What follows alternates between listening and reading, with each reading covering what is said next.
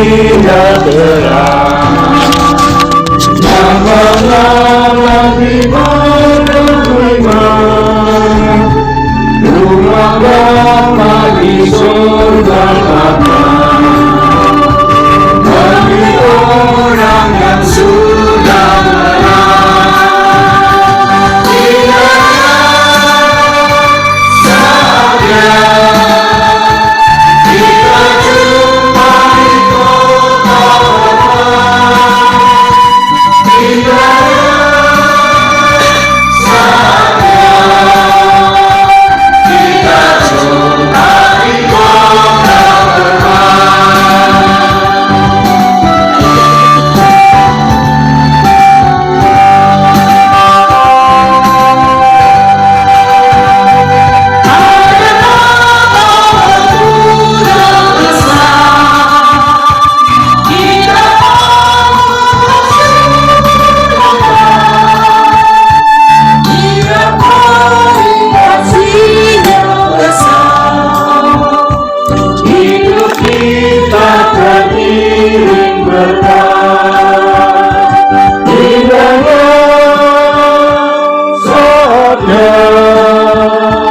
kita jumpa di kota Hormat, indahnya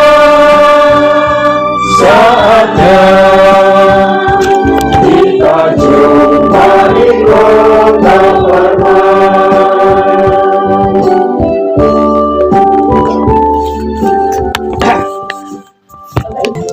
Firman Tuhan pada malam hari ini terambil dari Pengkhotbah pasal 7 ayat 1 dan 2 saja. Pengkhotbah pasal 7 ayat 1 dan 2.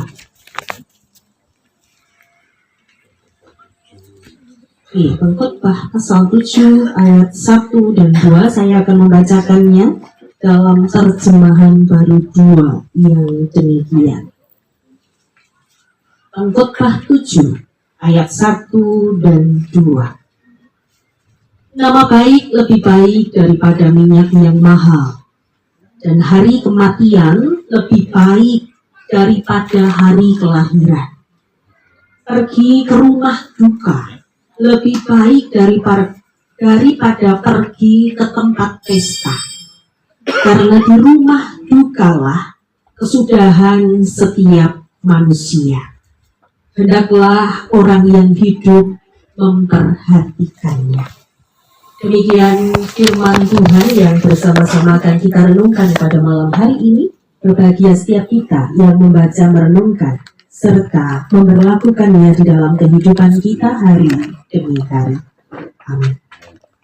Bapak, Ibu, dan Saudara yang terkasih di dalam Tuhan, sekali lagi kita patut mengucap syukur di hadapan Tuhan karena kita telah dipersatukan kembali pada malam hari ini dalam ibadah penghiburan bagi keluarga yang berduka, sekaligus kita mengenang Suwargi Ibu Rusdi, saudara kita terkasih, keluarga kita terkasih. Saya sungguh merasakan cuaca hari ini begitu sangat bagus. Saya ini orang yang sugih keringat. Sugih keringat. Belum apa-apa itu biasanya wis dileweran. Tapi tidak tahu cuacanya begitu bagus, baik, sehingga aman-aman saja. Saya biasanya sudah bingung dengan sapu tangan saya. Sekarang ada di tas, saya lupa tidak bawa ke depan. Tapi rasanya aman-aman saja. Semua berkat Tuhan yang patut kita syukuri. Bapak, Ibu, dan Saudara yang terkasih, hari ini kita akan belajar dari firman Tuhan. Kalau kemarin Amsal ditulis oleh Salomo, pengkhotbah ini juga disinyalir penulisnya adalah Salomo. Yang kita tahu bahwa Salomo adalah pribadi yang diberkati Tuhan dengan berbagai-bagai hal.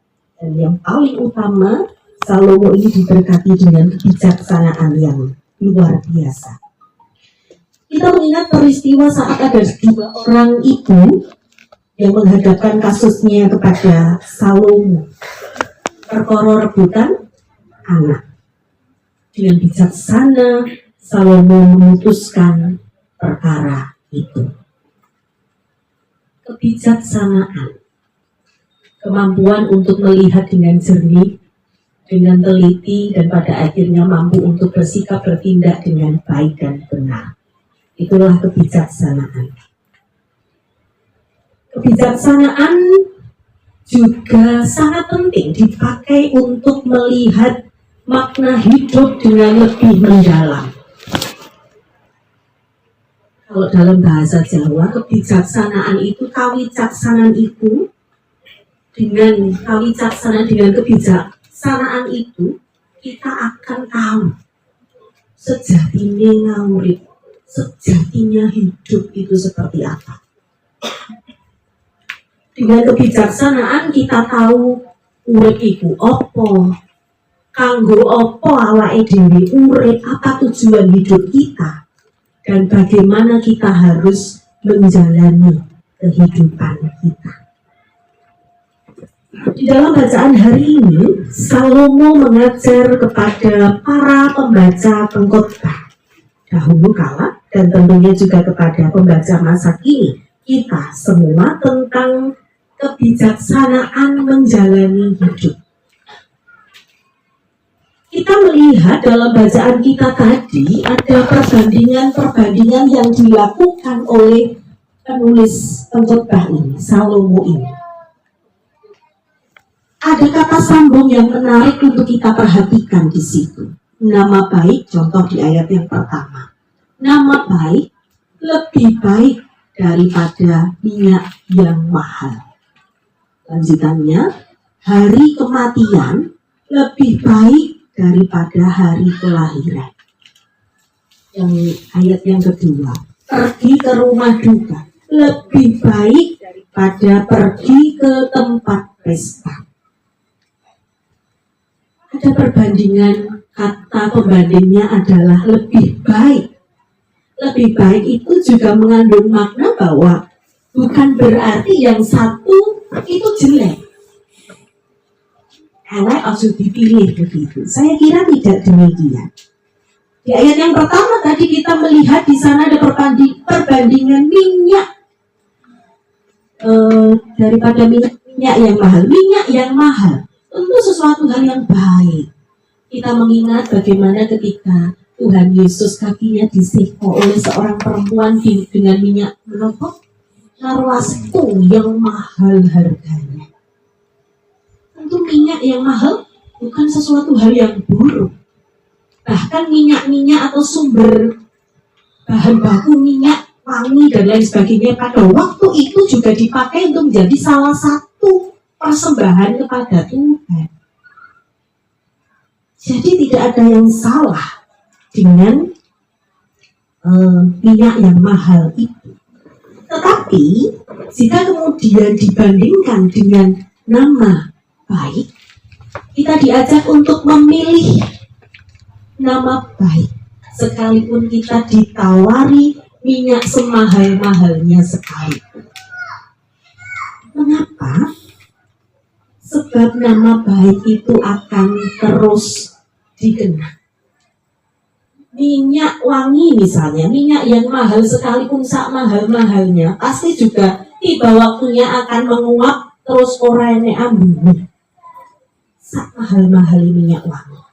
Nek murah itu tempone paling kan itu biasanya ada begitu ya. Tahan sampai 8 jam, 16 jam, 24 jam. Tapi kalau yang mahal mungkin bisa berhari-hari. Berminggu-minggu masih diubah cek mambu begitu. Tapi tetap saja pada waktunya nanti nek wis suwi yo apok. Lamine yo apok. Tetapi kalau nama baik itu akan selalu dikenang. Nama baik tentu salah satunya dikarenakan bahwa sepanjang hidupnya juga melakukan kebaikan. Sepanjang hidup belajar untuk menjadi berkat bagi yang lain. Sepanjang hidup berusaha untuk melakukan setiap perintah-perintah Tuhan. Dan ketika tiba waktunya Tuhan memanggil pulang, namanya tetap harum, namanya tetap dikenal. Meskipun bukan orang penting, bukan pejabat, bukan pelayan-pelayan gereja. Kita tentu menyaksikan banyak saudara-saudara kita, warga jajar. Ketika Gusti nimbali kondur, pengalaman imannya begitu luar biasa. Untuk kita teladani, untuk kita contoh. Kebaikan-kebaikannya pun juga luar biasa. Jadi tidak pandang siapapun. Ketika menjalani hidup dengan baik, berupaya terus untuk melakukan kehendak Tuhan, maka nama baik, nama yang harum itu akan terus dikenang. Yang kedua, masih di bagian ayat yang pertama tadi, hari kematian lebih baik daripada hari kelahiran. Ini pun juga bukan berarti bahwa kelahiran yaitu adalah menandakan tentang kehidupan. Kelahiran itu kan mengawali sebuah kehidupan, perjalanan hidup. Kelahiran bukanlah sesuatu hal yang buruk, justru kan kita nantikan. Orang kakung uti ini kalau putrane nikah begitu wis nunggu kapan tuh aku dikai putu gitu. Jadi karena kelahiran itu selalu menyukacitakan. Kita percaya, kita mengimani juga bahwa hidup ini kan anugerah. Jadi bukan suatu hal yang buruk. Hidup ini adalah anugerah pemberian Tuhan yang patut untuk disyukuri. Tetapi ketika pengkhotbah mengatakan hari kematian lebih baik, pengkhotbah hendak menyampaikan kepada setiap pembacanya, kepada kita semua, bahwa peristiwa kematian itu menolong kita untuk menatap dua arah. Yang pertama, kematian mengajak kita untuk kembali melihat hari-hari yang telah kita jalani. Hari-hari yang telah kita jalani. Sudahkah hidup kita berkenan di hadapan Tuhan? Kemana arah langkah kita? Semakin dekat dengan Tuhan, opo samsaya ngadoh saka Gusti. Itu yang pertama. Dan yang kedua, peristiwa kematian ini juga mengajak kita untuk menatap masa depan. Misalnya aku dipanggil Tuhan, ketika aku dipanggil ditimbali Gusti nanti, apakah aku didapati setia atau tidak? Jadi peristiwa kematian menjadi refleksi bagi setiap orang untuk lebih bijaksana menjalani hidup. Kemudian yang ketiga, dari ayat yang kedua, pergi ke rumah duka lebih baik daripada pergi ke tempat pesta. Di pesta tentu kita dijamin dengan berbagai macam hidangan, dari yang Asia, Western, banyak gitu. Biasanya ada beberapa tempat tamu-tamu itu kan pinter, sidik ini ngerono sidik wabih rokok. Ketika pesta kita disajikan dengan berbagai banyak hiburan yang menarik. Apalagi kalau pesta pernikahan besar, begitu tamunya banyak yang datang. Mungkin yang punya pesta tidak akan bisa menghafal, karena kadang kalau pesta besar ribuan yang tidak menghafal atau lupa siapa saja yang datang. Butuhnya, harapannya adalah ketika datang nikmatilah pesta yang aku gelar. Tapi dalam rumah duka, kedatangan setiap pribadi itu sangat berharga.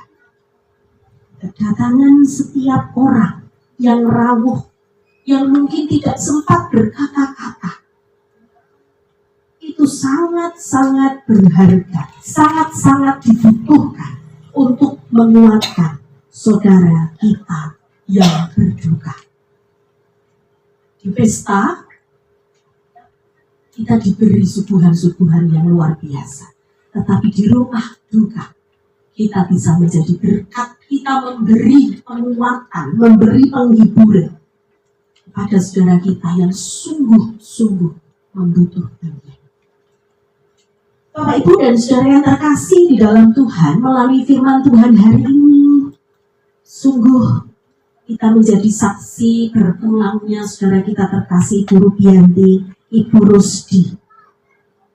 Di mana ketika beliau meninggalkan kita semua, beliau berpulang, beliau meninggalkan nama baik. Beliau memang pribadi yang sudah sangat lama sekali datang tidak gereja dalam persekutuan-persekutuan karena gerah. Tetapi kita semua tahu secara khusus wilayah Sekawan, bagaimana semangat beliau, kerinduannya begitu besar. Tapi memang beliau ini ketika berjalan baru berapa meter saja sudah ngos-ngosan. Jadi meskipun beliau terbatas karena sakit yang diderita, tetapi imannya tidak pernah berkurang kepada Tuhan. Kalau kemarin saya menyampaikan pelayanan, kami bertemu lebih banyak ketika pelayanan perjamuan kudus. Dan di sana kami disambut dengan begitu sukacita oleh Guru Rusdi dan keluarga. Wis opo sing ngono kabeh ditokno. Guru Rusdi itu selalu begitu. Selalu begitu dimanapun, di putra-putra manapun begitu ya. Guru Rusdi pasti mempersiapkan segala sesuatu bagi pelayan-pelayan yang melayani. Selalu luar biasa keramah tamahan Guru Rusdi ini. Dan kita semua juga perso bahwa Bu Rusdi ini adalah piantun yang gemati kepada anak-anak dan cucu-cucu. Beliau juga sekali lagi kita kenal sebagai orang yang baik dan setia kepada Tuhan. Maka di Matius 25 ayat 21 dikatakan di sana, baik sekali perbuatanmu hambaku yang baik dan setia. Sekarang masuklah dan turutlah dalam kebahagiaan Tuhan. Dan itulah yang saat ini diterima oleh saudara kita. Saudara kita sudah menuntaskan segala tugas tanggung jawabnya. Kesetiaannya kepada Tuhan di tengah segala keterbatasannya selalu diwujud nyatakan. Bahkan Yun Sewu. Ketika pun tidak bisa pindah ke gereja, beliau pun juga menitipkan persembahan. Saya kira ini sesuatu hal yang luar biasa yang bisa kita lihat dari saudara kita terkasih, Suwargi Ibu Rusdi. Wujud kesetiaannya kepada Tuhan dan kehendaknya. Sebagai hamba yang baik dan setia, kita percaya bahwa Tuhan pun melimpahi beliau dengan kasih-Nya. Kematian menjadi jalan kasih Tuhan kepada beliau. Segala rekawas yang gesang, sakit penyakit sudah ditinggalkan. Nafas yang lega itu kan menjadi kebutuhan kita. Bayangkan ketika kita tersengal-sengal, tidak bisa bernafas dengan nyaman, betapa menderitanya. Saudara kita sudah meninggalkan semuanya, dan Tuhan memberikan ketentraman, kedamaian, sukacita yang besar kepada saudara kita terkasih. Kiranya kematian juga menjadi momentum untuk kita melihat hidup kita dengan jujur. Karena tadi kematian mengajak kita untuk menoleh ke belakang dan melihat ke depan. Menjadi tempat refleksi bagi kita semua. Aku kijane umat Gusti sing kepiye, sehingga kita diberikan kekuatan untuk berbenah diri dari hari ke hari.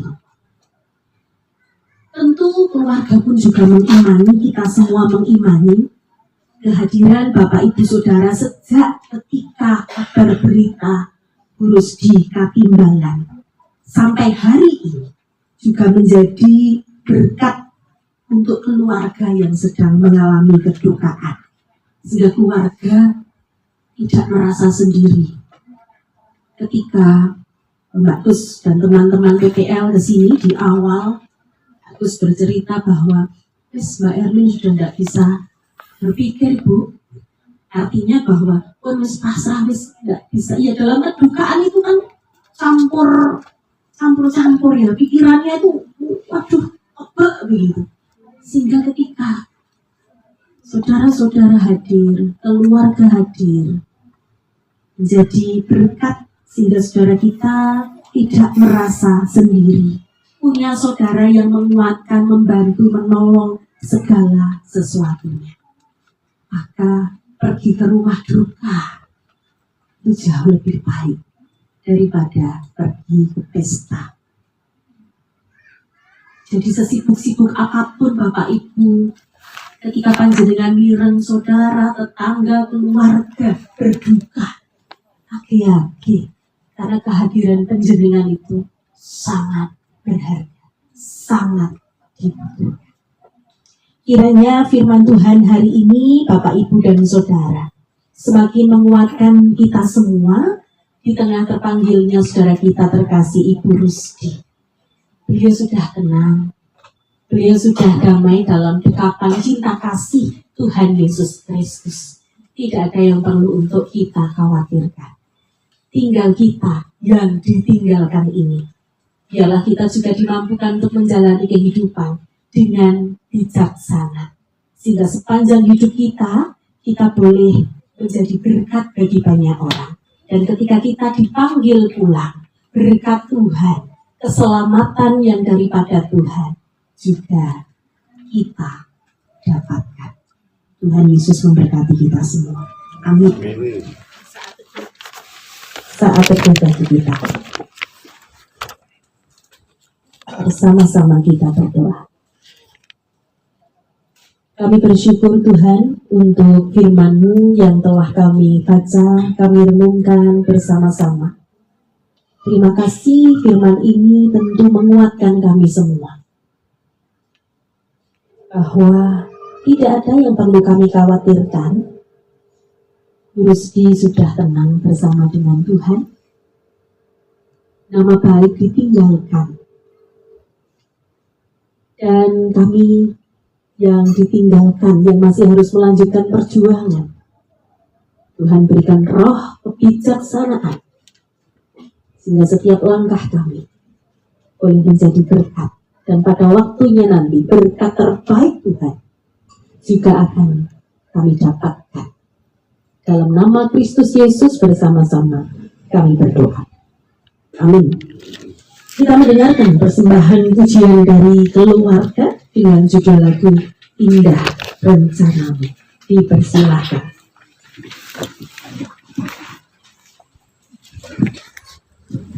Terima kasih untuk firman yang sudah disampaikan Ibu Pendeta. Sungguh kami sangat bahagia dan merasa menjadi kekuatan untuk kami. Jadi dari kami merasakan penderitaan yang berat dan kami semua ini merasakan bahwa ini adalah rencana Tuhan. Maka kami ingin menyampaikan pujian kami dengan judul Indah Rencanamu Tuhan.